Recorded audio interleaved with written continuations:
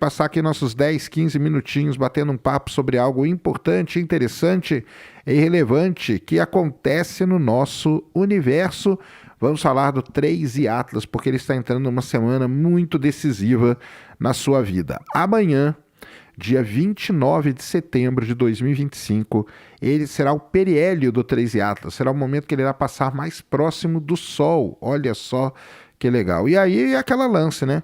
Se por acaso ele realmente, né, for uma nave alienígena, como muita gente diz por aí, depois que ele passar do Sol, a nave alienígena deve aparecer, porque aí todo o gás, toda a poeira dele deve ser mandada embora e talvez a gente consiga ver o 3i Atlas ali como uma nave alienígena. Mas muito provavelmente, né, com certeza absoluta, ele não é uma nave alienígena, ele é um cometa, ele se comporta como cometa, ele tem todas as características de um cometa, e aí nós devemos ver um cometa aí passando pelo Sol. Então, amanhã, dia 29 de setembro, é a passagem do 3i Atlas pelo Sol. E depois, no final da semana, no dia 3 de outubro, é quando o 3i Atlas passa perto de Marte. Aí sim, não vai ter para ninguém mais, porque Marte tem várias sondas na sua órbita, inclusive a MRO, que tem uma das câmeras mais poderosas que a gente tem no espaço, conhecida como HiRISE, e esta missão já está sendo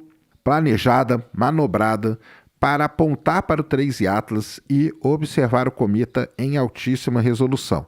Então vamos supor que ele passou pelo Sol e a gente ainda tem dúvida se ele é um cometa ou se ele é uma nave alienígena. Quando passar por Marte, essa dúvida com certeza será sanada e nós teremos aí a ideia total do que é o 3i Atlas. Mas é uma semana decisiva para ele.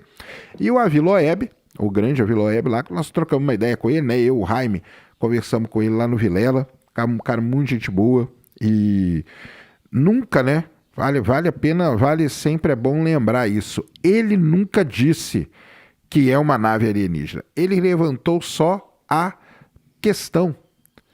Por que que a gente, né? Se for uma nave alienígena, será que pode ser? Mas ele só levantou a questão. Mas a galera colocou como se ele tivesse afirmado tudo isso, mas não é verdade. Muito bem. O Avi Loeb, ele trabalha com isso, né? E ele fez aí essa semana um cálculo muito interessante da massa do 3i Atlas. Primeiro, só para lembrar que o Avi Loeb, ele cometeu um erro, né? Ele calculou. Primeiro que é muito difícil a gente acertar ou errar, né? É muito difícil a gente ter certeza nas coisas aí que a gente faz com um cometa, principalmente com um objeto interestelar. Primeiro que nós não temos uma imagem lá muito boa dele, né? Ele estava muito longe. Depois ele criou aquela coma, que é aquela atmosfera ao seu redor. Tudo isso complica demais as estimativas, principalmente do tamanho e de outras características do objeto. Muito bem, mas o Hubble fez imagens muito boas dele, o James Webb fez imagens muito boas do 3i Atlas, não imagem, mas imagem do espectro, e através dos dados desses telescópios espaciais, principalmente, o Avi Loeb conseguiu calcular algo muito interessante, que é a massa do 3i Atlas. Quanto que pesa o 3i Atlas? Basicamente, né? Vamos resumir assim, quanto que pesa o 3i Atlas. Então, como que ele fez esse cálculo? Ele pegou dados ali de imagens do 3i Atlas, ele pegou também o quanto que o cometa está perdendo massa, e com base nisso e com dados orbitais e tudo mais, ele conseguiu calcular a massa do 3i Atlas. Ele considerou um cometa com 5 km de diâmetro, que é muito provavelmente ali o tamanho que ele deve ter. As medidas do Hubble, né, indicaram entre 320 metros e 5,2, 5,6 quilômetros. Ele deve estar ali na casa dos 3 a 5 quilômetros, na verdade, usando uma densidade de 0,5 gramas, né, ali por centímetro cúbico, uma densidade de objeto. Ele nem usou, para você ver, né, para ele fazer o cálculo, ele nem usou a densidade de uma nave, né, ele usou a densidade de 0,5 gramas por centímetro cúbico. Fazendo isso, calculando a perda de massa do 3i Atlas e com o tamanho dele na casa dos 5 quilômetros, ele calculou a massa do cometa. E a massa dele é de 33 bilhões de toneladas. Isso mesmo, é esse que é o peso do 3i Atlas. Lembrando que isso faz com que ele seja o objeto aí mais massivo interestelar já detectado, muito mais do que o Oumuamua, muito mais do que o Borisov também.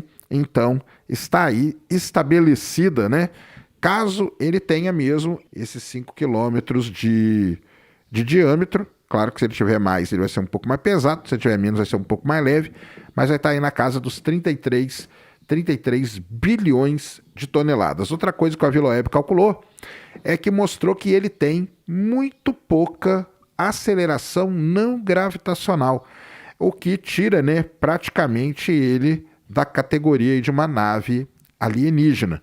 Porque quando você tem um objeto aí pelo sistema solar, você tem dois tipos de aceleração.